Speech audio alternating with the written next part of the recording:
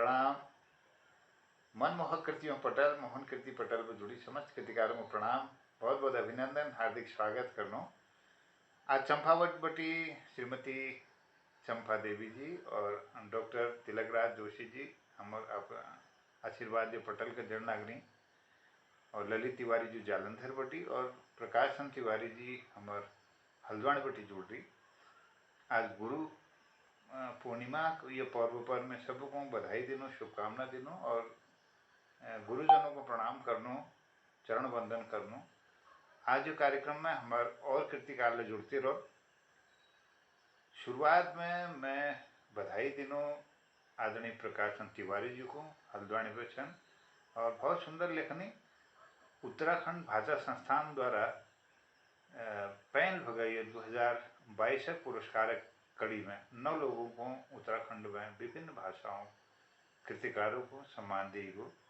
और वी क्रम में हमारे प्रकाशन तिवारी जी को सम्मान मिल लो, जो हमारे पटल पर नियमित रूप पर अपन पाठ ल करनी कविता की कहानी उन्हें सुंदर किताब प्रकाशित है जो, और वो किताब को उन्हें पुरस्कार मिल रहा उत्तराखंड साहित्य गौरव सम्मान।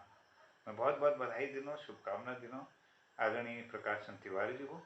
आज गुरु पूर्णिमा ये अवसर पर मैं आपको बधाई और शुभकामना दिनों और निवेदन करूँ कि अपन रचना दगाड़ में अपन किताबों के संक्षिप्त परिचय हमारे बीच में थाना कृपा करला और पाठकों तले आप किताब कसी पूछ सकें। वो किताब में कसी लेखन प्रेरणा आपको मिली और की सामग्री आप लोग में जुटे रखी और वीक बार में कुछ बात ले धरला।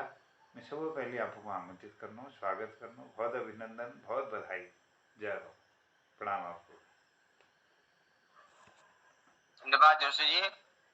बड़ा सभी महानुभावों का स्वागत करता हूँ, अभिनंदन करता हूँ, प्रणाम करता हूँ और जो भी मेरी आवाज सुन रहे हैं सबका मैं अभिनंदन करता हूँ। मैं सरस्वती वंदना से शुरू करता हूँ, सुनिएगा। सुभाषिनी माँ यह प्रार्थना है, मिले सुबह से सुकामना है, करूं शुभारंभ आराधना है, मिले सुबह से सुयाचना है। आज गुरु पूर्णिमा है, तो मैं पहले गुरु पूर्णिमा से आपको एक गुरु पूर्णिमा में कविता लिखी सुना देता हूँ, उसके बाद अपनी किताब कविता की कहानी के बारे में सुनाऊंगा, सुनिएगा। गुरु पूर्णिमा पे कविता सुनाने से पहले मैं संदर्भ सुनाना चाहूंगा। ये है दिनांक 22/7/21 की घटना है। शाम का समय था, सूर्यास्त हो रहा था, चंद्रोदय हो रहा था, आसमान में बादल भी लगे थे, कहीं धूप भी आ रही थी, तो उसी में इंद्रधनुष आसमान में निकल गया। तो इंद्रधनुष को देख के मैंने कविता लिखी है, तो मुझे इंद्रधनुष से बड़ा प्रभावित किया, तो मैंने उसी में कविता लिखी है, उसको मैं सुना देता हूँ। मातिक छंद में सुनेगा। इसका शीर्षक है इंद्रधनुष। गुरु पूर्णिमा की पूर्व निशा, लोहित बलाह के नभ सारा, सूर्यास्त की निखरी आभा, सावन बारिश बाद नजारा, चंदक सुधा करे निसक गगन, श्वेत घना छितरा जल धर गिराव, हरित सुशोभित करुशैल अंचल, छूता इंद्रधनुष नभवधरा, शैल शिखर मंडराते जलधर, पावन पीयूष श्रृंगार सघन, लोचन चेतन चितवन उपवन, निहरू अपलक अचरज गगन, सूर्यास्त सुधा करे इंद्रधनुष, सुमनोहर भूश्रृंगार किया, अवसान दिवस अब समीप जो, चांदनी मोहित उत्साह दिया, तीनों श्रृंगार प्रकृति पावन, मन मेरे मोद प्रमोद भरा, निखरा पीयूष धरा पर आज, अतुल श्रृंगार सुशोभित धरा, सामर्थ्य नहीं मेरे निसक मन, सर्वाधिक सम्मान किसको दूं, चांद सितारे दिवाकर छटा, कृतार्थ करते मुझको जूं, इंद्रधनुष बिरला सतरंगी, प्रकृति श्रृंगार का श्रृंगार है, मेरी बाल मन समृद्धि आनंद, प्रबुदित स्वच्छ मन उद्गार है। अवनि अवा कालोकित अविरल, चतुरानन सिय नामन भावन। बाल मन में संजोए अब तक, स्नेह सुधा बिखरे आजीवन। सजो कर रख लूं निज अंतर मन, प्रकृति सौंदर्य स्वरूप को। प्रकाश के मन का प्रकाश, विलय करे अवसाद को। धन्यवाद। और मेरी किताब है ये कविता की कहानी। सबसे पहले मैं इसके बारे में बताऊं कि मैंने कविता की कहानी इसका नाम क्यों रखा है। बहुत सुंदर, स्वागत। तो इसका मेरा जवाब यह है कि मेनली मुझे लगता है कि मेरे अंदर कविताएं ज्यादा हैं। तो जब मैंने ये कहानी लिखी, कहानी की रचना की, तो कहानी के मेरी कविता बन एक कविता का संदर्भ मिल गया। तो मैंने जो कहानी लिखी थी उस कहानी का सारांश कविता में लिख दिया है, इसलिए इसका नाम कविता में कहानी रखा है। और इसमें है मेरी 5 कहानियां हैं। पहली कहानी है पिघलती ओस, दूसरी कहानी है बुलबुला, तीसरी है अनमोल उपहार, चौथा आंचल की छांव, 5वां प्यार की जीत।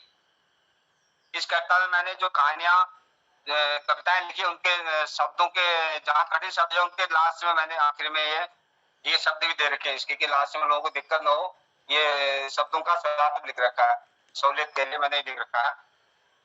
और ये अब ये कि मैंने क्यों लिखी, अब जहां जोशी जी कह रहे हैं कि आपने कैसे मन में भाव आया, यह है कि मेरे 20 साल की उम्र में मेरी नौकरी, इंटर मैंने किया, मैंने 20 साल में नौकरी में लग गया। नौकरी लिए पहली जगह अप्लाई किया, वही नौकरी लग गई। मैंने नैनीताल न्यायालय में सर्विस शुरू की 20 साल की उम्र में, 1979 में सर्विस शुरू की। उसके बाद और 60 साल तक नौकरी की। और ऐसा रहा कि हमारा जो कार्य क्षेत्र रहा बड़ा श्रमशील और संवेदनशील रहा बहुत ज्यादा। और 24 साल तो मैंने पेशकारी करी कम से कम, और 16 न्यायाधीशों के साथ मैंने पेशकारी करी है, अलग अलग किस्म के न्यायाधीश, अलग किस्म के। और इसमें दूसरा असर था कि मेरी एक आदत थी अपना कार्य क्षेत्र के अंतर्गत, क्योंकि न्यायालय में बाहर से कहना अलग, अंदर की बात बहुत अलग होती है। न्यायालय बहुत जो एक पेरेंट कोर्ट कहते हैं इसको, तो पेरेंट कोर्ट जैसे डिस्ट्रिक्ट जज की कोर्ट है, सबसे बड़ी कोर्ट, मतलब सब हर चीज वहां पर आता है। डिस्ट्रिक्ट को हर जिले की सबसे बड़ी कोर्ट जिला जज कोर्ट होती है। हाईकोर्ट में अपीलें होती है, रिट होती है, उसके नीचे सबॉर्डिनेट कोर्ट होती है, उसे कहते हैं पेरेंट कोर्ट। तो उस कोर्ट में हर किस्म की, जैसे जो मुकदमा कहीं नहीं आएगा जिला जज के आएगा मुकदमा, वहाँ हर किस्म के केसेज आने हैं आपके। फैमिली डिस्प्यूट है, जमीन के आपराधिक मुकदमे, जमीन के डिस्प्यूट है, आर्बिट्रेशन के हैं, और एक्सीडेंट क्लेम है, और जो मुकदमा कहीं नहीं आएगा जिला जज के आता है।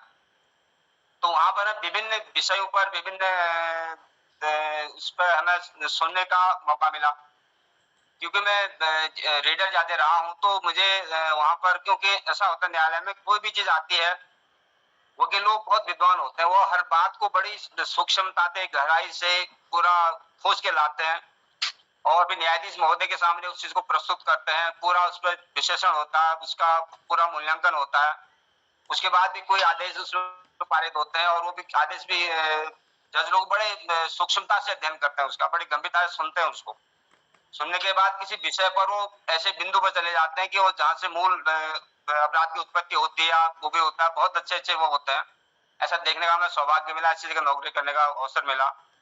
तो मैं कभी कभी ऐसा होता था कि कोई चीज क्या कहते हैं, कोई चीज मेरे दिमाग में आए तो उसको नोट कर लेता था मैं। नोट करने के बाद मुझे रिटायरमेंट उस वक्त, क्योंकि वहां पर उस दौरान मुझे काम इतना रहता था, सुबह 8 बजे घर से जाओ, शाम को 8 बजे घर पहुंचता था। दिन भर बयान लिखो, 5 बजे तक बयान लिखो, फिर 5 बजे ऑर्डर शीट लिखो, फिर 8 बजे ऑफिस छोड़ो, फिर घर आओ, तो उस समय बहुत लग जाता था। वो नोट्स को मैंने रिटायरमेंट के बाद लिखना, उसको उस पर मैंने जो नोट्स लिखे थे उन पर रिटायरमेंट के बाद मैंने लिखना शुरू किया। आपको एग्जाम्पल देता हूँ कि मैंने जो है लिखना कैसे शुरू किया। मैं आपको एग्जाम्पल देता हूँ कि 2005 की बात है। मैं काशीपुर में डिस्ट्रिक्ट जज के यहाँ पेशकार था। तो वहां पर एक ऐसा हुआ कि एक मुकदमा आया था हमारा 307 आईपीसी का था, अटेम्प्ट टू मर्डर। तो लड़का जो था 22 साल का लड़का था, इसको हुआ था, उसको साहब ने पनिशमेंट किया था बाद में। उसमें एक दिन बहस चल रही थी, तो दोनों पार्टियां पावरफुल थी, पैसे वाली पार्टियां दोनों थी। तो उसमें दोनों ओर से विद्वान अधिवक्तागण आए थे, तो उसमें बहस हुई। करीब पूरे दिन बहस चली उस फाइल में, सुबह से 10 बजे से लेकर शाम को 5 बजे तक बहस चली। तो दिन में लंच ब्रेक करने पूरी बहस चली दिन में। तो जज साहब भी बहस सुन रहे थे उसमें। तो ऐसा हुआ कि पहले अब बहस के दो पार्ट होते हैं। एक तो पहले प्रोसिक्यूशन करता है, सरकार की उच्च सरकारी अधिवक्ता होते हैं, डीसी महोदय होते हुए करते हैं। फिर डिफेंस के वकील बहस करते हैं। अब पहले सरकारी वकील साहब ने बहस की, फिर डिफेंस के वकील साहब ने बहस की। उसके बाद डिफेंस वाले बोले साहब इसमें एक वकील साहब लखनऊ से आए हैं। तो जज साहब ने लखनऊ वाले को सुना। फिर बोले साहब इसमें वकील साहब दिल्ली से भी आए हैं। अब जज साहब उनको सुनने लगे। सुनते फिर जज साहब ने जो है अपनी आंखें बंद कर ली और चुपचाप हो गए, यहाँ पर शांत हो गए। अब वकील साहब बोले जज साहब से तो कुछ नहीं कर सके। आप मेरे से बोले जज साहब देखो देखो यार मैं बहस करा, तुम्हारे साहब सो गए। अब जज साहब जब उन्हें कहा, जैसा एकदम अलर्ट हुए, उनका मिस्टर हम कैसे कहा सो गए, सब बकवास कर रहे हो तुम, सुबह से कोर्ट साहब बकवास कर, अब तुम बकवास कर रहे हो। कोर्ट में बिल्कुल खचाखच भरी थी, कोर्ट में बैठने की जगह नहीं थी, खड़े होने की जगह नहीं हो रही थी। ऐसा वो मुकदमा बड़ा चर्चित मुकदमा था। अब जज साहब बोले अब मैंने कहा जज साहब ऐसे क्या करें, दोनों पार्टी से कर रहे हो, तुम बकवास कर रहे हो, क्या कर रहे हो।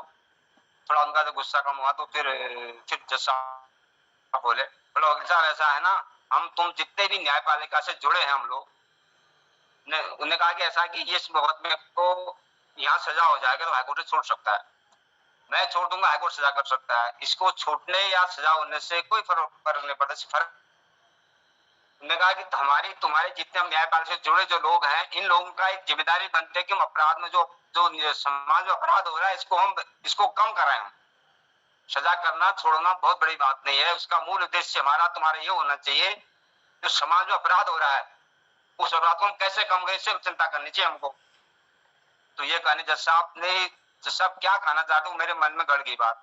मैंने उसको उस बात का मुझे दिमाग में आई। ये 2004 की बात है। उसके बाद मैंने उस पर कविता लिखी। फिर कविता लिखी मैंने 2019 में कविता लिखी और रिटायरमेंट जिला जज साहब को रिटायरमेंट के समय दे के आया उस किताब कविता को। मैं उसको एक बार सुना दूं कविता को, उसी में इस संदर्भ की है वो भी। जी जी जी स्वागत। उसको मैं सुना दूं। हाँ बहुत अच्छी है वो। तो माननीय जज साहब ने जो है, जज साहब क्या चाह रहे थे वो मैंने वो उसमें जज साहब को सुनाया। देखना पड़ेगा कहां पर है वो।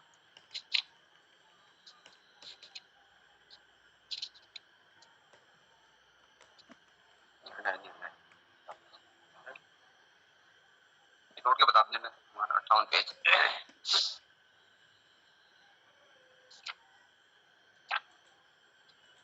अब सुनिएगा, मतलब जज साहब सीट वैसे क्या चाहते हैं, जो मेरे दृष्टिकोण जज साहब उसमें क्या चाह रहे थे। ये भाव जिला जज साहब के भाव जज साहब के कविता मेरी है, इसमें मेरी कहीं से कहीं तक इसमें भाव मेरे भाव जिला जज के हैं। और मेरा ये है कि जज साहब क्या कहना चाहते हैं मैंने उसको पकड़ लिया। ये मेरी कविता है, उद्गम स्थल है मेरा कविता का। अब सुनिएगा जज साहब क्या चाह रहे थे सीट में बैठ के। वो कहते हैं, जज साहब उससे कहते हैं मुलजिम से, मौन नहीं यह चिंतन है, चिंतन का भी मंथन है, मानवता की राहों में सुमन खुशबू का अभिनंदन है। मौन नहीं यह चिंतन है, चिंतन का भी मंथन है, मानवता की राहों में सुमन खुशबू का अभिनंदन है। क्या शर्मसार मानवता को तूने अब दंड का भी आलिंगन कर, क्लेश पूर्ण जीवन है तेरा इस अपस का भी वरण कर, कपट पूर्ण जीवन है तेरा इसका भी प्रहार सहन कर, भटक गया तू मर्यादा से इसका भी दम कर। मौन नहीं यह चिंतन है, चिंतन का भी मंथन है, रुक ठहर जा एक क्षण, मानवता को कलंकित करना छोड़, द्वेष क्लेश को त्याग, एक बार फिर से सतपथ पर चलना सीख। मौन नहीं यह चिंतन है, चिंतन का भी मंथन है, मर्यादा का पथ हो तेरा, स्नेहिल हो निष्काम कर्म कर तू, मानवता की इन राहों में सुमन खुशबू का अभिनंदन कर तू। मौन नहीं यह चिंतन है, चिंतन का भी मंथन है, नहीं पता किसी को कितना जीवन बचा है उसका, आश्वस्त कर मुझे तू आज, छोड़ दिया दुष्कर पथ तूने, मौन नहीं यह चिंतन है, चिंतन का भी मंथन है, समाधान नहीं अंतःकरण का पट खोल तू, मानवता की न राहू में शांत चित्त सोन खुशबू का अभिनंदन कर तू, मौन नहीं यह चिंतन है, चिंतन का भी मंथन है, मानवता की न राहू में सुमन खुशबू का अभिनंदन है। धन्यवाद। ये तो एक है। ऐसे और भी हैं। एक मेरी पहली अब जो किताब है मेरी, किताब में जो है कविता की कहानी है, इसकी पहली कविता है पिघलती ओस। वो दिन मैंने वो सुना रखी है इस पटल पे आपको। तो वो तो एक बाल मन की अनुभूतियां हैं, तो उसको मैंने कविता का रूप दे दिया। वो तो कहानी का एक है, और इसमें कहानी सबसे मैं समझता हूँ इस कविता में जो होगी एक बुलबुला कहानी है, जहां तक मेरा अपना अनुमान है, तो बाकी पाठक बताएंगे क्या है करके। इसमें कहानी बुलबुला है। बुलबुला कहानी है कि क्योंकि मैंने कोर्ट में सर्विस की, तो एक टाइम पर पूरे रुद्रपुर जिले के ये सब मुकदमे हमारे चलते थे, मेंटेनेंस वाले, मियाँ बीवी झगड़े वाले। तो तब मैं एडिशनल मुंसिफ क्या चलता था उन दिनों। तो वहाँ बहुत लोग आते थे, औरतें आदमी, मतलब परेशान लोग आते थे। तो मैं ऐसा करता कि मैंने बहुत से लोगों को समझाने का प्रयास करता था, जहां तक अपना स्तर हो। मैं कहता था भाई इसमें ऐसा कर लो वैसा कर लो। बहुत से बात लोग मेरी बात मान भी जाते थे। कई जैसे ऐसे हैं कि कई लोग मेरी बात मानी भी है, मुझे इस बात का आवाज भी है कि काफी लोगों ने मेरी बात है, क्योंकि मैं वहां पर पावर भी रहती थी, तो समझ जाते तो बात मान भी जाते। तो मैंने उसी बात को मैंने जो है, मैंने दहेज के कारण लोगों को परेशान होते बहुत देखा है। मैंने 498 ये होता दहेज एक्ट है, इसमें 498 आईपीसी इंडियन पेनल कोड। तो दहेज एक्ट के कारण बहुत से लोग परेशान होते हैं। मैंने को परेशानी इनको देखी हुई, मैंने परेशान होते देखा। तो मैंने सोचा कि यार उसने तो मेरी बात मान ली, लेकिन मैं अगर इसको एक कहानी का रूप देके किताब में लिख देता हूँ, तो आम लोग जो पढ़ेंगे इसको, उनको इससे फायदा होगा। तो ये मेरा इसका लिखने का उद्देश्य ये है। बुलबुला कहानी है। और उसके बाद एक कहानी लिखी है आंचल की छांव। आंचल की छांव में का उद्देश्य है कि उसमें भ्रष्टाचार को मैंने खत्म किया। उसमें मेरा मानना यह है कि बहुत से लोग होते ना, भ्रष्टाचार एकदम नहीं होता, पहले मन में उसकी एक वो होती कि कल्पना होती है कि मैं, और दूसरा जो आदमी भ्रष्ट होगा तो कभी भ्रष्ट हो सकता है, अगर जो भ्रष्ट नहीं होगा तो कभी भ्रष्ट नहीं हो सकता है। और उसके लिए मेरा मानना है कि जब हमारा बच्चा 10-12 साल का कोई बच्चा होता है, उस समय उसके मन में एक ये साइंटिफिक फैक्ट है, ये डॉक्टरों का भी मानना है कि जो आज की जो मेडिकल साइंस है, कि जो 12-14 साल की उम्र होती है, उस समय आदमी का माइंड सेटअप हो जाता है। जैसे मुझे कविता लिखनी है, तो मैं बचपन बहुत कविता याद थी मुझे उस दौर में। आपको संगीत का शौक है, किसी का शौक, कोई अपराधी बनता तो उस दिशा में जाता है। तो वो उम्र ऐसे होती है कि उस उम्र में अगर बच्चे को सही गाइडलाइन किया जाए, तो इन फ्यूचर वो एक जो है अपना को एक कंसंट्रेट कर लेता है। इसी बिंदु को मैंने मानते हुए एक बिगड़े हुए व्यक्ति को मैंने सुधारा, उसको इस एज में उसको, उसके लिए हमारा, मैं मानता हूँ कि हमें बच्चों के लिए खाली पैसा खर्च कर देना बहुत अच्छा नहीं, मतलब वो उनको सहूलियत दे देना, पैसा दे देना, इससे बच्चों का डेवलपमेंट नहीं होता है। उसके लिए उसको एक आपको हमें कुछ ज्ञान भी देना है, कि उसको नैतिक शिक्षा भी देनी है बच्चों को होती है, कि उसका एज जो मैं मानता हूँ, मेरा मानना है कि वो 13 साल की जो उम्र होती है, टीन एज जो होती है, उसमें बच्चे को अगर किसी दिशा दे देते तो उसका फ्यूचर उसमें रहता है।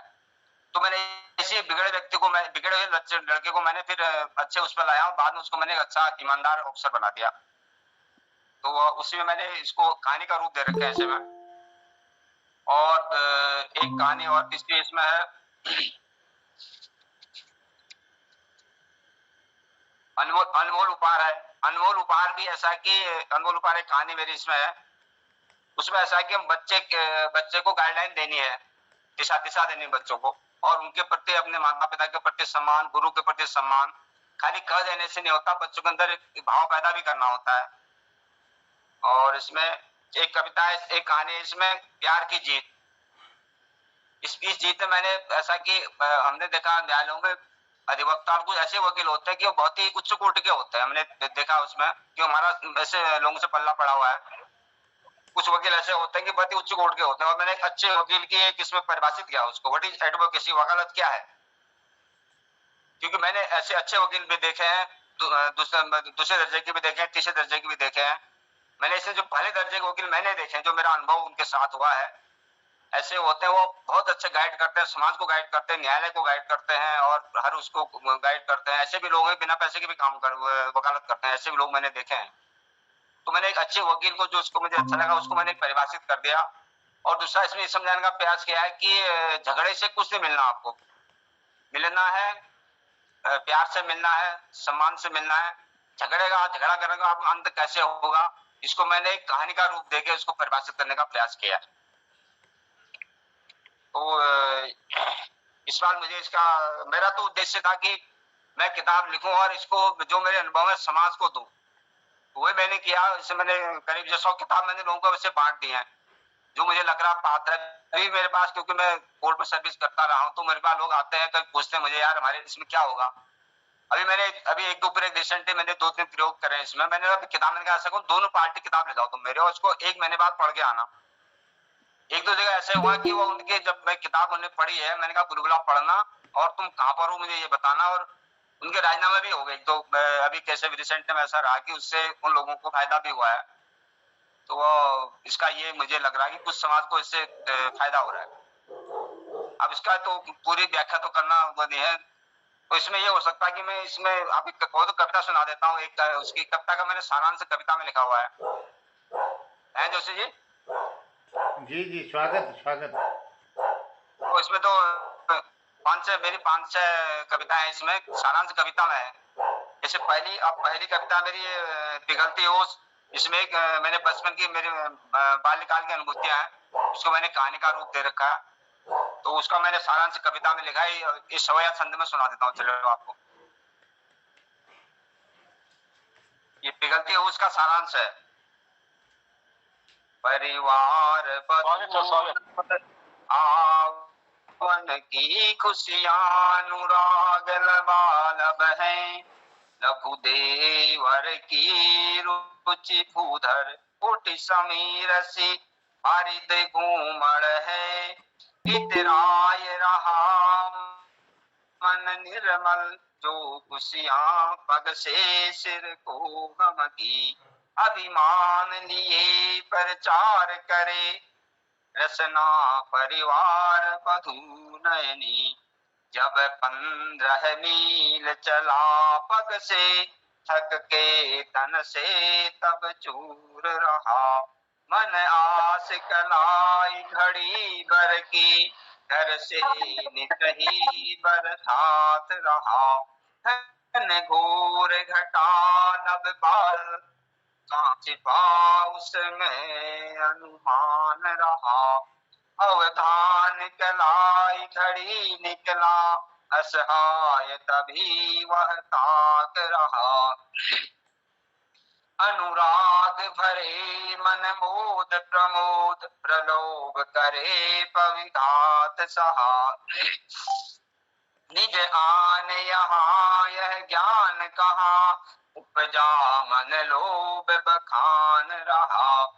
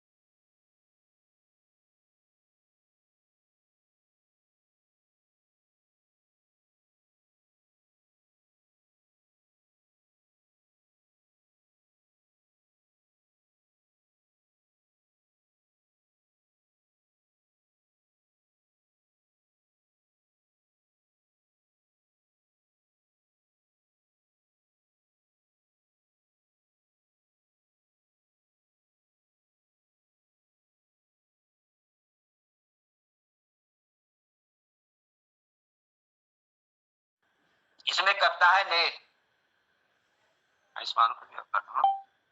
तो इसमें ऐसा है कि एक बिगड़ा व्यक्ति होता है, एक सरकारी नौकर होता है, शराब भी पीता है, मांस भी खाता है, घूस भी लेता है। तो उसको मैंने टर्न किया है, तो उसको 2 दिन उसको मैंने उसकी विशेष उसको टर्न कर देती है। तो जब वो मांस और उसका मांस छुड़ाने के लिए एक कविता का सृजन किया है कि वो मांस नहीं छोड़ रहा होता, तो उसके लिए कविता का सृजन हुई है। ये कविता मेरी बेटी ने लिखी है। इसमें इस कविता के बाद वो टर्न हो जाता है, इस कविता सुनने के बाद वो मांस नहीं खाता है। पहला पार्ट तो उसका ही है। इसकी इसका सीधा हुआ है कि ने मेरे घर आंगन छत पर तू स्वच्छंद मुझसे मिलने आती, तेरे आने से मन खुश हो इसी को मैं नहीं समझती, तुझसे मिलने में भी आती यूं तो यूं ही मिल भी जाती, बता मुझको आज तू अब यूं संबंध कौन सा मुझ में पाती, मेरे घर आंगन नित नित आती चू चू मेरे मन से कहती, खिलने लगता है मन मेरा सुगंध जिससे आने लगती, अपने भोजन के कुछ दाने छत पर जब मैं रोज लाती, अपनी सी थाली भर भर कर पानी नित नित छत पर रखती, दाना चुक्कर खूब चलती पानी पी उसी में नहाती, देख तेरी खुशी की खुशबू मन मेरे बांसुरी सी बजती, उड़ती तू है संग मैं उड़ती संग आसमान तय कर जाती, प्यासी तुझको जान कर मैं निश्चित दाना पानी लाती, इस रुचि में रुचि है क्या तेरी मैं मिलने में सुकून पाती, नित्य आती रहती यूं ही निर्मल कवि मन तू छू जाती, क्यों सोचूं इससे आगे अब यह तो कुदरत खेल निराला, उसे मिलती है मिलने में मुझे तो रोज मिलने आना, दाना पानी ले आऊं रोज तू भी प्यास बुझाती जाना, मिल रहा सुकून मिलने में रोज आना फिर हो जाना, प्यार मोहब्बत से अनजान में ना सोचती बहुत ना उलझती, तेरे आने से मन खुश हो इसी को मैं नहीं समझती। इस कविता के बाद जो है ये वो टर्न हो जाता है, जो आदमी मांसाहार इसका मांसाहार छोड़ देता है, उसको मैंने टर्न करने की लिखी है। उसके बाद ये इसको बहुत लंबी कहानी है इसमें तो ऋषि जी, इसका आखिरी सुना देता हूँ फिर मैं है जी जी जी स्वागत। इसके में आखिरी मैंने जो उसका उनका झगड़ा बाद में समाप्त हो जाता है, वो दोनों हो जाते हैं। इसका लास्ट सुना देता हूँ मैं, लास्ट का पैराग्राफ सुना देता हूँ।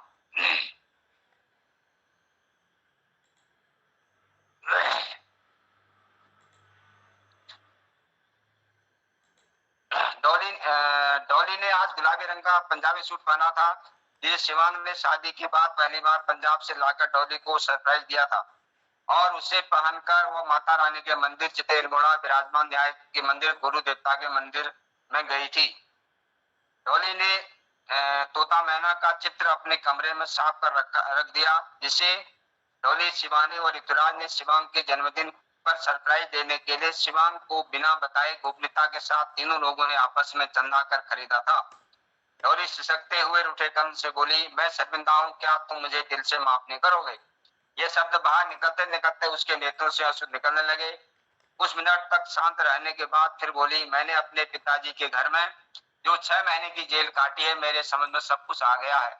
मैं अपनी सहेली दिव्या, जिसे तुम भी जानते हो, की बात पर विश्वास नहीं कर रही थी, लेकिन बाद में उसकी पूरी बात मेरे समझ में आ गई। आज मैं तुमसे और अपने इस सारे परिवार से माफी मांगना चाहती हूँ, अगर आप मुझे माफ कर दें तो। यह कहते हुए डॉली फिर सिसकने लगी, आगे कुछ न बोल सकी। चुन्नी में रखे देवर के पत्र ऋतुराज को शिवांग को देने लगी। उसके मन में पश्चाताप और स्नेह मिश्रित अश्रुधारा सवेग छलकने लगी थी। उस पत्र को तरबतर कर उसकी चुन्नी को भिगोने लगी। जब शिवांग उस भीगे हुए पत्र लेने के लिए लपका, तब तक डॉली के आंसू ने उसे द्रवित कर दिया। उसके प्रतिशोध के उष्ण ताप को शीतल कर दिया, ठीक उसी प्रकार जैसे आज की मूसलाधार बारिश ने घर आंगन को धोकर साफ कर दिया था। जब मन प्रसन्न हो तो प्रकृति भी आनंद देने लगती है। ईर्ष्या, द्वेष, क्रोध, आनंद के भाव को निगल जाता है। डोली को अब वह हिमाच्छादित गगन को चूमता हुआ श्वेत हिमालय पर्वत, वह अनंत नील गगन, मधुमक्खियों का पराग इकट्ठा करने के क्रम में मधुर संगीत का गुंजन, मक्के के पेड़ में अदृश्य हरे तोते जो अपने सुरक्षित और निष्कंटक घर में अपने बच्चों के लिए दुधिया मक्के की चोरी कर रहे थे दिखने लगे। घर के मकान के छज्जे के ऊपर बने गौरैया के घरों से नन्हे चूजों की चू चू करते हुई सुमधुर आवाज और गौरैया की जिम्मेदारी का संघर्ष दिखने लगा, जिसमें वह मुंह से दूर दूर से दाने लाकर अपने बच्चों को खिला रही थी। शिवांग ने पत्र पढ़ा। शिवांग भी उल्टे शब्द लिखने की भाषा जानता था। उसने भी इस प्रकार के पत्र लिखे थे। शिवांग आज अपने को, परिवार को भय मुक्त, द्वेष मुक्त, संशय मुक्त, निश्चल और निर्मल महसूस कर रहा था। यह शांति एक भयंकर तूफान के टलने की शांति थी। उसके अंतःकरण से एक आवाज बार बार आ रही थी जिसे वह सुन रहा था। वह आवाज उससे कह रही थी, यह तो सिर्फ एक बुलबुला मात्र था जो उठा और विलीन हो गया। शिवांग धीर गंभीर होकर, बड़े ही शांत होकर डॉली को सप्रेम आलिंगन करते हुए बोला, मैंने तुम्हें माफ किया। फिर उसने डॉली के सिर पर हाथ रखा। शिवांग के आलिंगन के स्पर्श और सिर पर हाथ, शरीर में ऊर्जा का एक ऐसा स्रोत फूट पड़ा जो उसके मन के प्रकाश से जा मिला और मन के अंधकार को ऐसा हरण कर गया मानो शारदीय पूर्णिमा रात्रि के अंधकार को हरण कर गई हो और प्रकाश की निखरी आभा में रात की रानी की खुशबू भूल गई हो। रात्रि का चित्त को भय देने वाला अंधकार लुप्त हो गया। शिवांग ने डोली के चेहरे पर आई जुल्फों को हटाया और उसके आंसू को पोंछते हुए पुनः आलिंगन में ले लिया। डोली को पता ही नहीं चला कि कब वह शिवांग के गोद में समा गई। थोड़ी ही देर में वे दोनों अनंत मौन में खो गए। अगले दिन प्रातः उठते शिवांग कहता है, इसे पूरी कहानी का सारांश लिखने का प्रयास किया है। जिसे पूरब में नव ज्योति जगी, सब तारक की द्युति लोप हुई, निवरे सब मौन हुई, बन कानन में अब नाद सुनी, उठ जाग प्रिय अब घोर भई, निज आलस का परिहार करो, सुख आसन का त्याग करो, मन लोचन में नव आस भरो, अभिमान नहीं अनुराग करो, अवसाद नहीं अवलंब बनो, यश कौशल का रस पान करो, जगदीश्वर का गुणगान करो, भरतार यही अभिमान करो, निज जीवन की नव राह बनो, अभिमान तजो अब संग चलो, तुम प्राण प्रिय अब रंग भरो, इस जीवन में जब मोद छिपा, सुख सागर में वह नाद करो, परिहास नहीं रस पान करो, तुम साथ चलो, तुम साथ चलो। ये बहुत सुंदर, बहुत आभार, धन्यवाद। सुंदर प्रस्तुति और यह जो लेखन सो कविता की कहानी, यह किताब है विजय दिग्विजय साहब में। बहुत सुंदर और सुंदर गेटअप भल सो किताब और ये मैं विषय वस्तु ले भल लाबुल धर की और ये पर हम फिर दोबारा चर्चा करूं कब तक विस्तार में। इसको आप पहले पढ़ लीजिए, फिर मेरे से प्रश्न पूछिए आप ना, वैसे मैं क्या बता सकता हूँ। हाँ बिल्कुल बिल्कुल, आप पढ़ेंगे तब आपका क्या जिज्ञासा है ना उसका उत्तर देख सकते। वैसे में अब मुझे तो कुछ नहीं पता ना। हाँ हाँ हाँ। अब इसमें एक अनमोल उपहार है, ये भी मैंने बच्चे को टर्न करने का प्रयास किया है, एक बच्चे को। इसमें ये इसका कहानी है, इसका यह है कि बच्चे को स्वावलंबी होना चाहिए। इसका एक मेरा जो लिखने का अनमोल उपहार है, बच्चे को स्वावलंबी होना है। जी जी। और दूसरे को देख के विचलित नहीं होना कि उसने अच्छे कपड़े पहने तो मैं विचलित हो जाऊं, नहीं। जो आपका है उसी में संतोषम परम सुखम। इसका उद्देश्य है संतोषम परम सुखम। बच्चों को में शिक्षा दें कि जो आपके पास है उसमें संतुष्ट रहिए आप। बहुत सुंदर।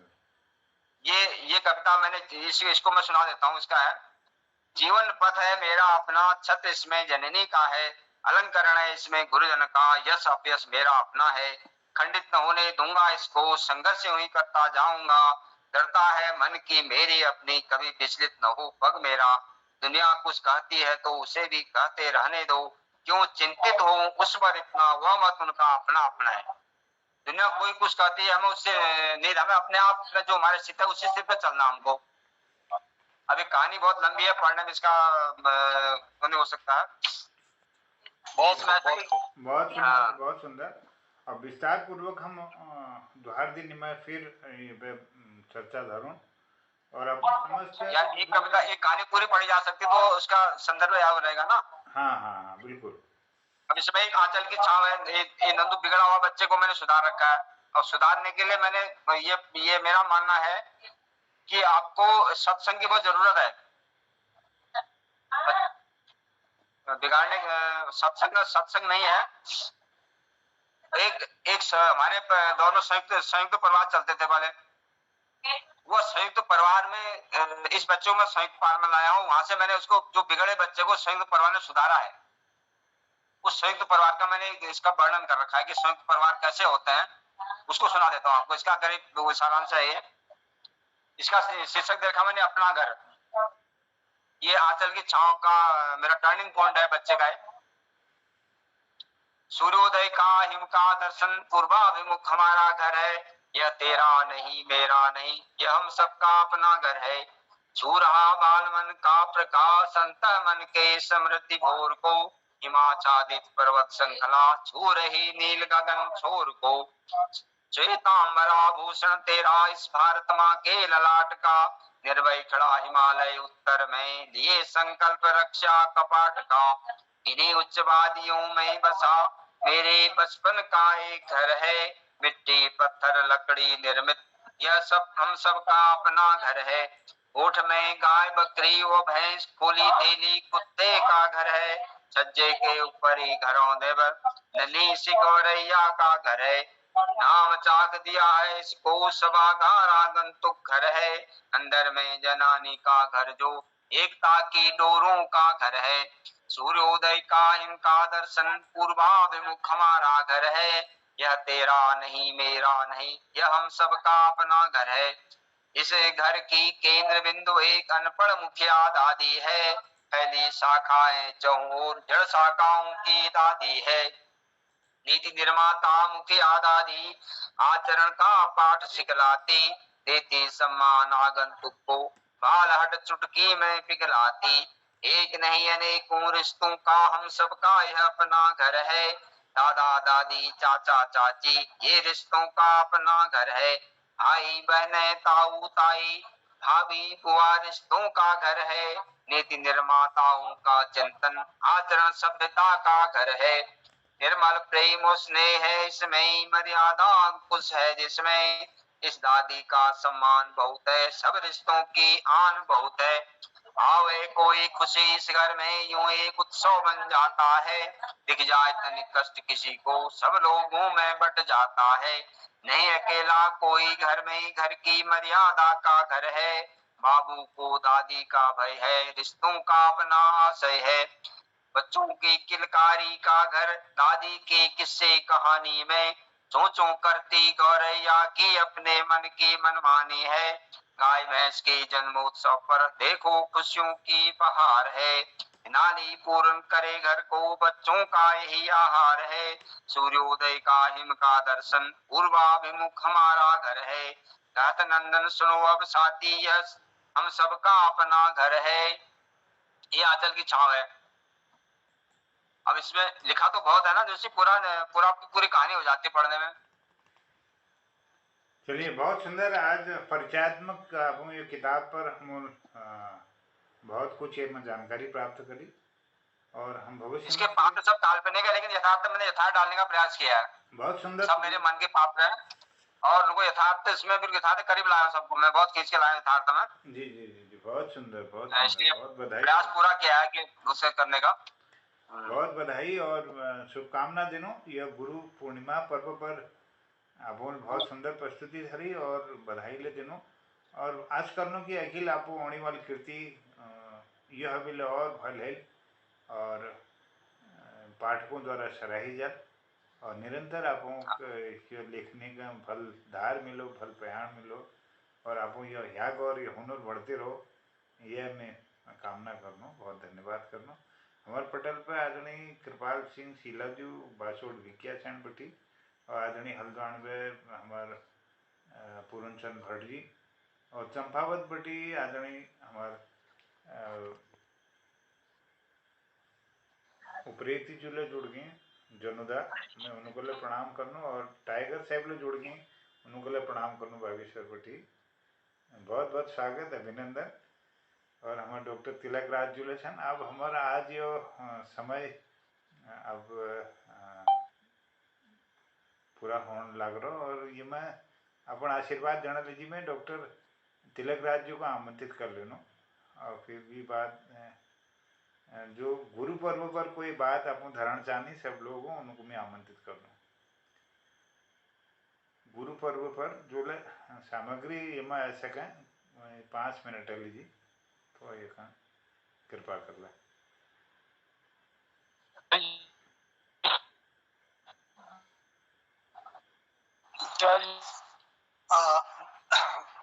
मोहन कृति पटेल पर जो श्रवण का सुंदर सादर प्रणाम। अब यो समय लगा पूरा हैगा अभी विशेष के निर्रत्ना एल छिने जो 2-4 मिनट में पूरा कर दूं।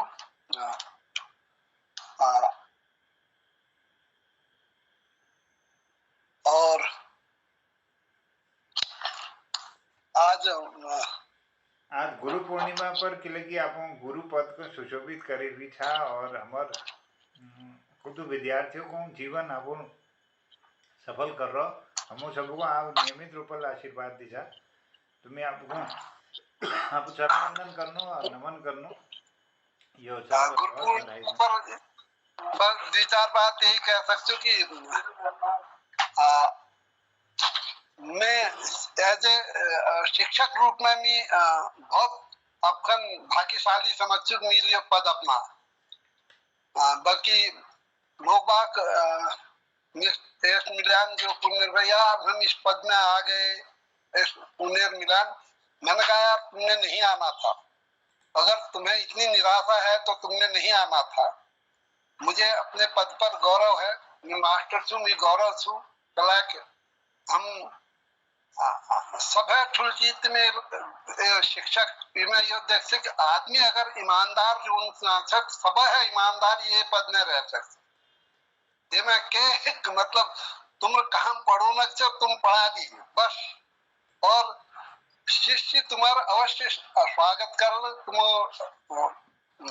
इज्जत कर और उन कत्ती ठुल पद में नहीं जान तुम चरण स्पर्श कर मेरा शिष्य है बहुत ठुल पद में छन डॉक्टर धीरेन्द्र बनकोटी हम बुलाया है 5 सितंबर में पिछले साल अपने वहां गया हम बनकोट में तो सब जो लोग है गुरुजन थे उन सब बुला सबन स्वागत करते सब सम्मान करते उन्होंने और सबन चरण स्पर्श करते जबकि वो सीएमओ भाई और रेपुटेड पर्सन भाई वहाँ और इसी का हमरे कई शिष्य जो ठुल पदन में रहे डायरेक्टर पोस्टल ऑफिस में एक डायरेक्टर रहे postal general director post office Bhopal था वो हमेशा यही पुण्य भाई कि मैं आज जहाँ लगा छू तुम कृपा छू तो ऐसे हम शिष्य मिलनान तो हमारे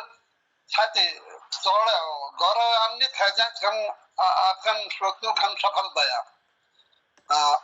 केवल गुरुपद धारण करना एक दो चीज जरूरी है कि हम सामाजिक विकृति है आपको दूर रखनी चाहिए कला कहे का चालन शिक्षा के सुने यार दुनिया तो कर रही हम भी ऐसा कर रहे हैं ठीक है तुम करो तस लगा करो जिगरछा करो लेकिन अगर तुम ये चीज छिप बैर लुक बैर बिना स्टूडेंट तुम विद्यार्थी अगर पथ न चलना तुम जिगर खर्चा कर लेकिन एक आदर्श स्थिति तुम अगर आपने विद्यार्थी के सामने रखला तुम इज्जत अवश्य होगी क्या लगा तुम रोला तुम्हारी इज्जत होगी एक हम तुम प्रयास करना पड़ो अपने चारित्र निर्माण अपने मतलब आपखान बहुत देखना पड़ते कशे बोलनोचा, कशे हसनोचा, किखान नोचा, किपिन नोचा।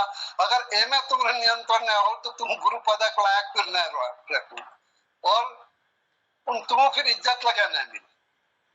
तो मिल यो अनुभव कर छे कि जतुक जो लगे मैं अपनी बात नहीं करनी हूँ, जो लगे अध्यापक गुरु लोग अपने एक आदर्श में रहन, उन्हों शिष्य आज तक उन्हों चरण स्पर्श करना और उन्हों मान सम्मान करना, मतलब उन्हों देखे आई लगा डरना, मतलब बुरी आन लेकिन गुरु आ गए तो उन खड़े जामान।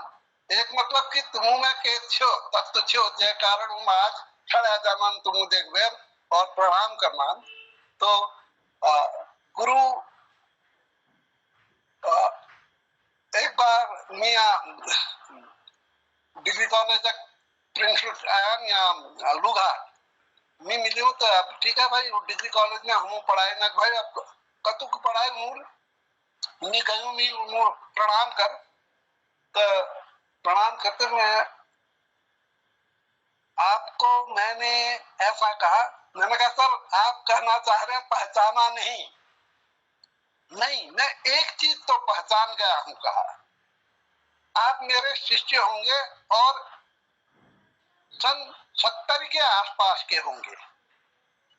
मैंने कहा सर दोनों बात सही है, मैं आपका शिष्य भी रहा हूं और 70 के आसपास रहा हूं, लेकिन आपने जाना कैसे? तो उन्होंने कहा इसलिए जाना कि 70 के आसपास के बच्चे पैर छूते हैं और 80 के आसपास के घुटने तक ही झुकते हैं, और आज जो देख रहे हैं शिष्य वे नमस्कार कहते हैं। तो पैर को छूने से मुझे लगा कि आप 70 के आसपास के होंगे। तो मतलब गुरु की इतनी वे रहती है कि वे आदमी को इतना पहचानते हैं कि कब किस क्षण का था। मैं बड़ा दंग रह गया उनकी इस एनालिसिस से। मैंने कहा फिर मैं उनको पहुंचाने डिग्री कॉलेज गया, उनके घाट में उन दिनों कॉलेज बना नहीं था तो किसी मकान में रखते थे, किसी मकान में आवाज आ रही मेरी, तो किसी मकान में रहते थे, वहां तक पहुंचा मैंने। तो फिर उन्होंने मेरे को अपने बगल में बिठाया और कहा कि और उसे परिचय कराया, ये मेरे विद्यार्थी हैं, और उन्होंने यही बात कही कि ये मेरे 70 के विद्यार्थी हैं, अल्मोड़े के विद्यार्थी रहे हैं, और मैंने तो कितने लोगों को पढ़ाया, मैं नहीं पहचान पाया इनको। फिर बाद में मैंने इनसे नाम वाम सब पूछ लिया, लेकिन मुझे अंदाज आ गया कि ये 70 के हैं। तो ये हमारी जो संस्कृति है उसे बनाए रखा है इन लोगों ने, तो इनको अवश्य अपने कॉलेज में बुलाएं और इनसे सीखें कि कैसा व्यवहार होना चाहिए गुरु के प्रति। तो ऐसा उन्होंने कहा, तो मुझे लगा कि चलो मैं सफल हुआ शिष्य के रूप में।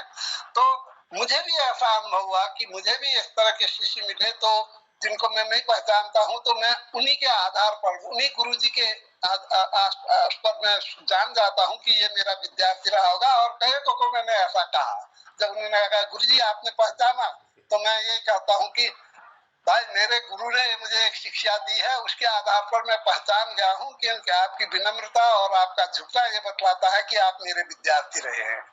तो गुरु का आशीर्वाद हमेशा मिलता रहता है, स्नेह हमेशा मिलता रहता है। और उनके एक किस्सा और सुनाऊं गुरुजी के बीच में। एक मैं जब इंटर पढ़ता था तो फिजिक्स में बड़ा मतलब कमजोर था मैं, साइंस साइड में बायोलॉजी थी मेरी, तो फिजिक्स भी हुआ तो कमजोर था। तो वो मुझे ऐसा लगता था कि वो मुझे पिंचिंग करते हैं। बड़े उससे कहेंगे अच्छा जोशी तुम बतलाओ, फिर कहेंगे तुम तो क्या बतलाओगे यार, तुम तो चंपावत के नरेश हुए, ऐसा कहते। तो मुझे बड़ा फील होता था और मुझे एक मन में एक क्रोध था कि मैं इनसे, अगर मैं इनके हाथ से निकल गया, कभी इनसे मिलूंगा तो अच्छी तरह नहीं मिलूंगा। मन में आक्रोश था। तो मुझे मिल गए, जब मैं बीएससी फाइनल में था तो मिल गए। अब मेरे मन में जो आक्रोश था वो भी था, लेकिन मैंने कहा नहीं यार, ऐसा नहीं करता हूँ, मिल ही लेता हूँ। तो नमस्कार करने गया, उनको प्रणाम किया, मैंने नमस्कार किया। तो उन्होंने कहा अरे मेरा नाम लेकर, तिलक तुम यहाँ हो? मैंने कहा जी। क्या कर रहे हो? बीएससी। अच्छा ठीक है, बीएससी फाइनल में हो? मैंने कहा जी। अच्छा कैसा, तो क्या तुम्हारी तो बायोलॉजी है ना? मैंने कहा हाँ। और तुम्हारा छोटा भाई कहाँ है? मैंने जब इतनी बातें पूछी तो बड़ा बड़ा आश्चर्य हुआ। मैंने कहा अरे वो तो मुझे व्यक्तिगत रूप से जानते रहे, तो चंपात नहीं हो या कहीं और जगह सेटिल हो गए हो? मैंने कहा नहीं सब चंपात नहीं है, सेटिल अभी कहूंगा, अभी तो मैं विद्यार्थी हूँ। ऐसा कहा तो मुझे तब लगा कि अरे गुरु कितना डिटेल याद रखता था। मैं सोचता ही नहीं था कि ये मेरे विषय में इतनी जानकारी रखते होंगे। अच्छा बेटा, कहा बहुत अच्छा है, और अब तो तुम्हारी फिजिक्स छूट गई, कहा बायोलॉजी तो तुम्हारा प्रिय विषय रहा। अब मैं तब मुझे माथा ठनका कि इनको इतना तक याद था कि बायोलॉजी मेरी प्रिय विषय है, फिजिक्स में मैं कमजोर था, उनको इतना याद था। तो तब मुझे लगा कि वो मुझे जो भी स्कोल्डिंग करते थे मेरे हित के लिए करते थे, मेरे पढ़ाई के, मेरे को आगे बढ़ाने के लिए करते थे। मेरे आंखों में आंसू आ गए कि मैं क्या सोच रहा था। मैं सोच रहा था कि इनसे अच्छी तरह से नहीं मिलूंगा, तो मैं मतलब सारा वो धुल गया, और उनके प्रति पूरा मेरा जो एक सम्मान ऐसा बढ़ा। तो गुरु ऐसा होता है कि अपने शिष्यों के प्रति कितने भाव वो रखता है। तो इतना ही मैं कहूंगा, बहुत कुछ कह गया हूँ, धन्यवाद। बहुत तो धन्यवाद हमारे आदरणीय तो का है गुरु ब्रह्मा, गुरु विष्णु, गुरु महेश्वर, सब कुछ गुरु ही है। गुरु साक्षात परम ब्रह्म, तस्मै श्री गुरुवे नमः। गुरु के चरणों में वंदन करते हुए एक दो आकर मैं भी रखता हूँ। इसमें एक दोहे में आपको स्क्रीन शेयर करता हूँ। इस पर मैंने पटल पर भी डाला था। एक मिनट, हाँ।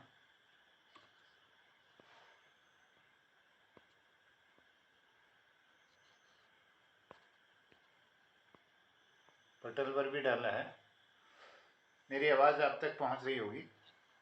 जी जी पहुंच रही जी। चौपाई है एक।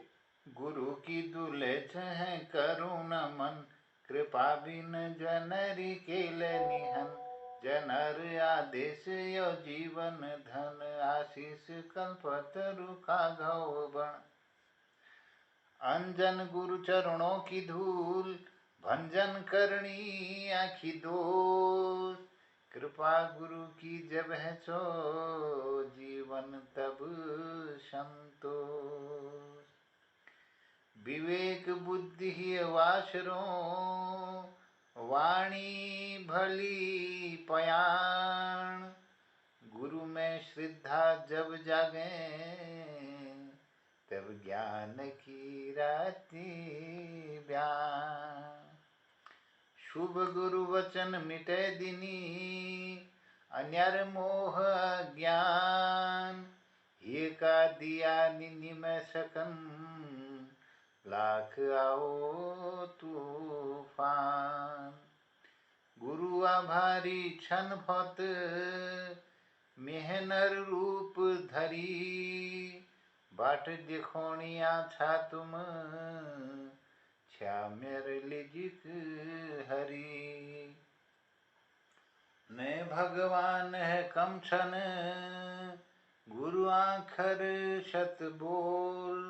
आशीष तुम रयो जीवन, कृपा तुम्हारी अमोल।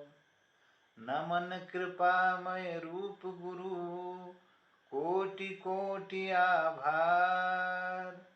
ये का निर्मल आँखों घड़ा, कैले अंधकार। बहुत बहुत धन्यवाद। मैं प्रणाम करनो समस्त हमार जीवन गुरु, हमार आसपास जो गुरु लोग सन, जो गुरु कर्म का, गुरु धर्म का निभाने लग रही, जो समाज में एक नई चेतना, नई ऊर्ज और नई ऊर्जा भरणी। मैं सबको चरण बंदन प्रणाम करूँ। हमार आदरणीय कृपाल सिंह शीला जी एक आदर्श गुरु सन, मैं उन्होंने प्रणाम करनो। और उन्होंने जो आखिर धरणा लगी निवेदन करूँ, आदरणीय कृपाल सिंह शीला जी फिर हम भटजूल अपन बात धराल, फिर हम संक्षिप्त में फिर आज उद्यापन करूँ। स्वागत है। मोहन कीर्ति पटेल के सादर नमन और जतुला जोड़ी नमन। और आज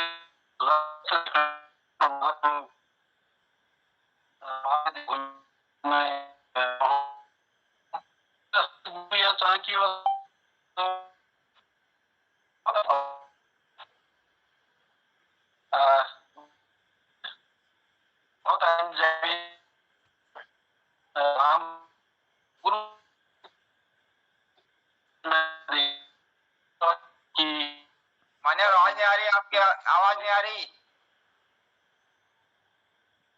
थोड़ा आवाज बाधित होने लग रहा है, मुझे लगना कि नेटवर्क थोड़ा नहीं चलना। हाँ, बाधित हो रही। बहुत धन्यवाद करना आदरणीय शीला जी। और ये क्रम में हेलो, आवाज ठीक है जी? आवाज रुक जा रही है बीच में ना, आप रुक जा रही है आपकी आवाज। आदरणीय पूर्णचंद भटजू। अच्छा, तो ये सिग्नल तो नहीं। हाँ, आदरणीय पूर्णचंद भटजू उद्यापन कर दिया ना उन्होंने अपन आशीर्वाद गढ़ में। बहुत धन्यवाद, सबको मैं प्रणाम करूँ। धन्यवाद सर। अपन पटल में मेरे ख्याल में सभी अध्यापक एक हम विचारे जानी जो अध्यापक नाते गुरुजनों का हम पहले प्रणाम करते हैं। आज पटल में प्रणाम करनो, ग्रेजुएशन शीला ग्रेजुएशन सब लोग उनको प्रणाम करनो। पहले तो मैं कोनो तिवारी जी ने बधाई, बहुत प्रकाश तिवारी जी बहुत सुंदर लेखन करा और उनका कितने हरी बधाई ले मिल रहे। और मैं यह कहूँ जानू कि अगर एक सफल उद्देश्य लिबेर, एक नेक उद्देश्य लिबेर अगर अपन लेखन करता तो कहीं ना कहीं उनका सराहना जरूर मिले। बहुत बहुत बधाई तिवारी जी। दूसरा मैं यह मानू कि डॉक्टर और अध्यापक जिनका रोल लगभग जीवन रक्षक। डॉक्टर ने जीवन रक्षा काम करनी, अध्यापक ने जीवन रक्षा काम करनी। जीवन रक्षा माने कि जो राट कमोड़ा साधन बदोनी तब जिंद रहो। अगर के साधन उनको नहीं मिलो तो बोले गड़बड़े होगी जी।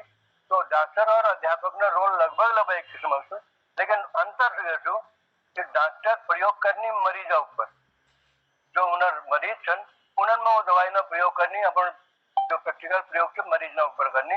अध्यापक जो होनी वो अपन ऊपर पहले प्रयोग करनी, फिर भी बात को आगे कर बढ़ानी।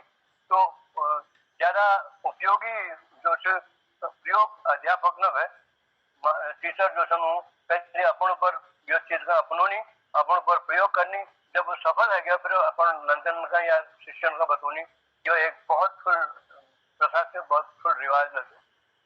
तो आज समय यहाँ मैं आपको सबन का बधाई देते हुए आज हमारे हंसमुख जी नाजिन पुनर्जाग में कोई छोटा सा प्रश्न लेकर के आपको मैं विदा करना चाहता हूँ कि तिवारी जी ने कहा था वकीलों की 2-3 प्रकार बताए थे कि ऐसे भी वकील होते हैं वैसे भी वकील होते हैं।